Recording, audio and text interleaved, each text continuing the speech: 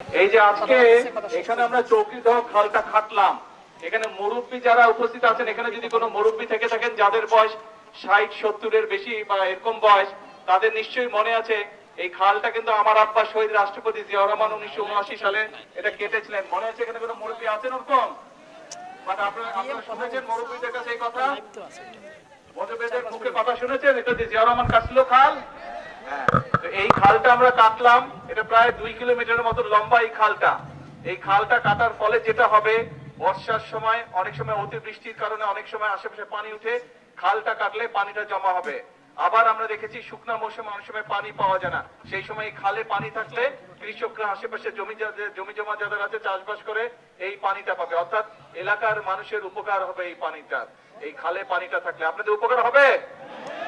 আচ্ছা, তাহলে চলেন আমরা এই খালটাকে পুনর্খনন করি, এই খালের প্রথমে পানি নিয়ে আসি, এই খালের দুই পাশে আমরা গাছ লাগাই, এই খালের মধ্যে মাছ ছাড়ি, তরুণ যুবক যারা আছে, যারা বেকার আছে, তাদেরকে আমরা দেখবো এই খালটা লিজ দেওয়া যায় নাকি, তাহলে তারা এখানে মাছের চাষ করতে পারবে। মা বোনেরা পাশ দিয়ে শাকসবজি করতে পারবে। খালের দুপাশে বড় বড় গাছ লাগাতে হবে, পারবেন ইনশাআল্লাহ।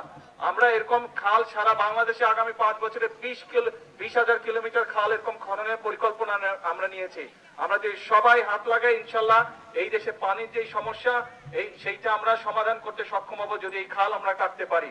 এই দেশে বন্যার সময় যেসব এলাকায় বন্যা হয়, খাল যদি আমরা কাটতে পারি, সেই বন্যার প্রকোপ থেকে আমরা মানুষকে, সম্পদকে, গবাদি পশুকে, জমির ফসলকে আমরা রক্ষা করতে সক্ষম হব। কাজেই আমাদেরকে এই খালগুলো খনন করতে হবে, কারণ এই খাল না থাকার কারণে, খালগুলো ভরাট হয়ে যাওয়ার কারণে, নদীগুলো ভরাট হয়ে যাওয়ার কারণে মানুষ যেরকম পানির কষ্ট পাচ্ছে, প্রয়োজনের সময় পানি পাচ্ছে না, আবার বর্ষা মৌসুমে অতিরিক্ত পানির কারণে সেই পানিটা আমরা ধরে রাখতে পারছি না, ফলে যখন প্রয়োজন সেই পানি আমরা খুঁজে পাচ্ছি না।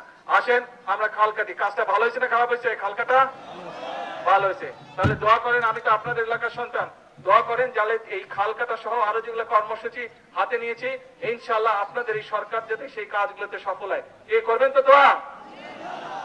এত আসতে বললে কেমনে হয়? দোয়া করবেন ইনশাআল্লাহ। ঠিক আছে, আজকে যাই, আরো কর্মসূচি আছে ইনশাআল্লাহ। এটা তো নিজের বাড়ি, ঘরের লোকজন আপনারা, ইনশাআল্লাহ কয়েকদিন পরে আবার আসবো। দোয়া করবেন।